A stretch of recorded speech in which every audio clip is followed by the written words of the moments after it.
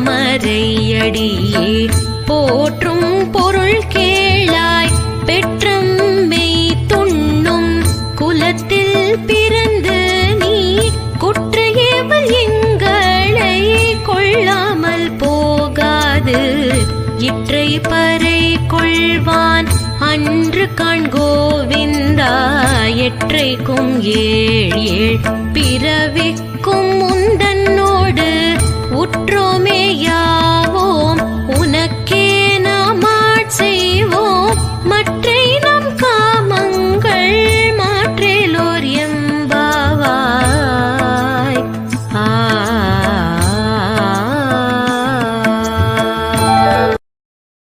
Download ShareChat.